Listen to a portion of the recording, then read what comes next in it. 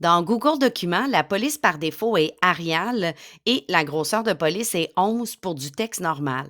Des polices et des grosseurs de caractères sont aussi choisis pour un titre, pour un sous-titre et autres. On peut venir changer les valeurs par défaut pour le document qu'on utilise présentement, mais on pourrait aussi décider d'appliquer ce style-là pour tous les futurs documents. Donc, ici, je vais écrire un titre et, par exemple, mon texte. Je vais venir appliquer ici un titre, mais là, on est à Arial 26. Si moi, je préférerais avoir, par exemple, Poppins ou un autre police d'écriture, Times New Roman ou autre, je vais venir le sélectionner. Je pourrais venir changer ça pour, par exemple, 25. Et en cliquant sur le titre, j'ai ici une petite flèche qui m'ouvre un menu et je pourrais venir dire mettre à jour en fonction de mon choix. Ça veut dire que si j'écris un autre titre, et que je lui applique le titre, eh bien, il est en Poppins 25 comme les autres titres. Ça s'applique seulement pour ce document en cours. Je peux faire la même chose pour toutes sortes d'autres euh, types de titres de texte normal. Donc, pour texte normal, je vais venir, par exemple, sélectionner. Je vais venir choisir cette fois-ci l'ATO 12, par exemple, qui pourrait être une autre police d'écriture, à vous de choisir. Je pourrais faire ça à chaque fois, mais pour être sûr de ne pas avoir à le refaire pour tout le texte, je vais venir pour texte normal dire mettre à jour le texte en fonction de ce que j'ai défini.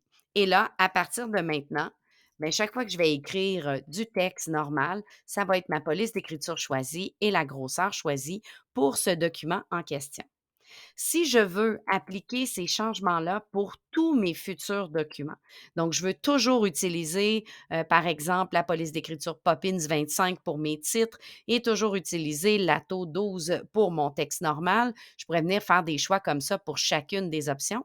Mais je vais venir en bas où ça dit Options et je vais enregistrer en tant que mes styles par défaut.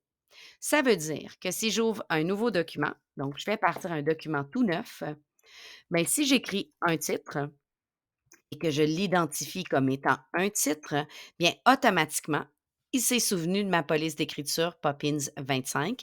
Et si j'écris du texte normal, eh bien, vous voyez que ce sont les mêmes polices d'écriture que j'avais choisies qui étaient l'ATO 12.